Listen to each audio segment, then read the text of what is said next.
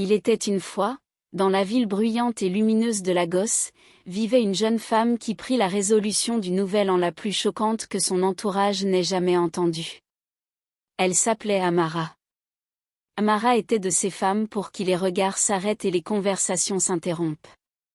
Sa peau était claire comme du lait chaud, sa silhouette élégante faisait tourner les têtes, et son sourire suffisait à faire oublier à un homme jusqu'au nom de son propre père. Mais malgré toute cette beauté, Amara n'aimait qu'un seul homme. Il s'appelait Seyi.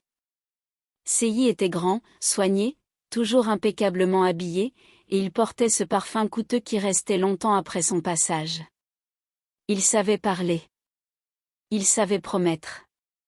Il savait toucher une main et faire croire à une femme qu'elle était unique au monde. Pendant 3 longues années, Amara crut chacun de ces mots. Elle crut à l'amour. Elle crut à l'avenir. Elle crut au mariage. Elle s'imaginait déjà le jour où Seyi s'agenouillerait devant elle, une bague à la main, devant Dieu et les hommes. Ce qu'elle ignorait, c'est que pendant qu'elle construisait un futur, Seyi préparait sa sortie. Cela faisait des mois qu'il était fatigué de la relation. Des mois qu'il avait rencontré une autre femme. Mais il n'eut jamais le courage de le dire à Amara. Il continua à mentir, jusqu'au 31 décembre. Ce soir-là, Lagos brillait. Les feux d'artifice illuminaient le ciel. Les églises débordaient de fidèles remerciant Dieu pour l'année écoulée. Tout le monde célébrait l'espoir. Amara aussi. Car pour elle, ce n'était pas seulement une nouvelle année. C'était une nouvelle vie. Seyi lui avait promis que leur relation deviendrait officielle dès le passage à la nouvelle année. Il l'appela pour lui annoncer un dîner spécial. Amara rayonnait. Elle enfila une robe rouge qui épousait son corps comme une seconde peau. Elle vaporisa son parfum préféré, celui que Seyi lui avait offert après un voyage à Londres. Elle mit ses talons, prit des photos, et publia sur son statut. J'entre dans la nouvelle année avec des prières exaucées. Le cœur battant, elle arriva au restaurant. Elle attendit. Et attendit encore.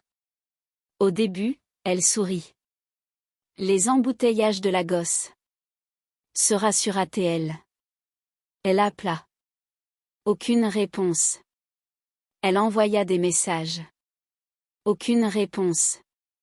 Puis son téléphone vibra enfin à 22h47.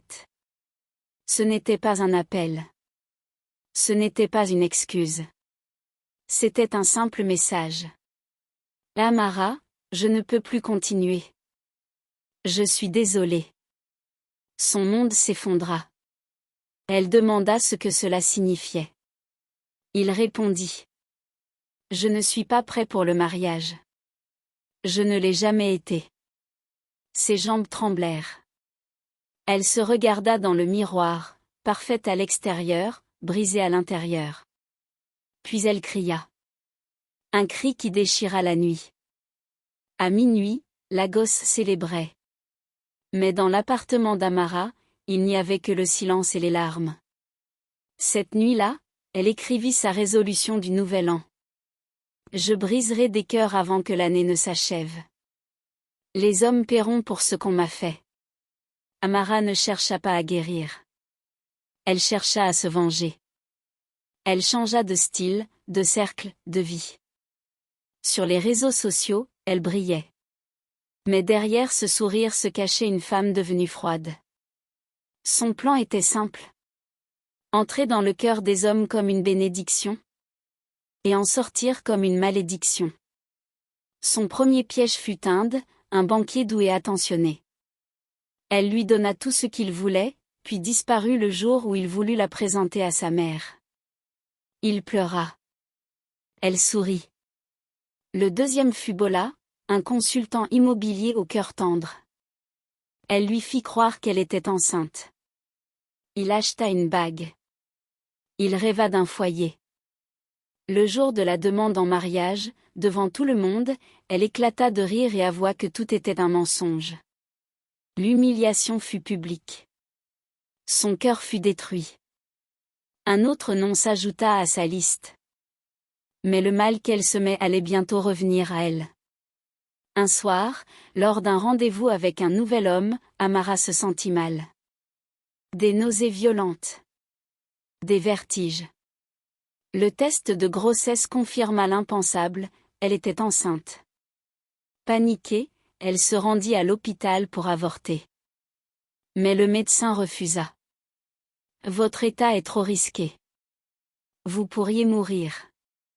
Le père de l'enfant avait disparu. Elle se retrouva seule.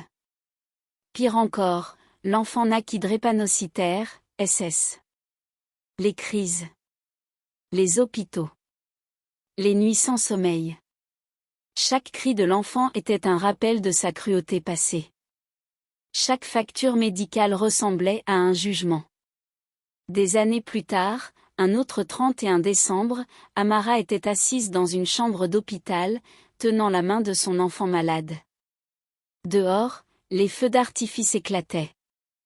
Elle ouvrit son téléphone. Supprima sa liste. Puis écrivit. Je croyais que la vengeance me guérirait, mais elle m'a seulement détruite. La vengeance ne guérit jamais la douleur. Elle la multiplie. En cherchant à blesser, on devient ce qui nous a brisés. La guérison commence le jour où l'on choisit la paix plutôt que la revanche. Si cette histoire t'a touché, fais-le-moi savoir.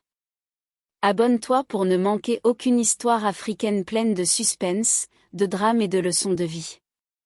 Active la cloche et partage cette vidéo autour de toi, car une seule histoire peut sauver une vie.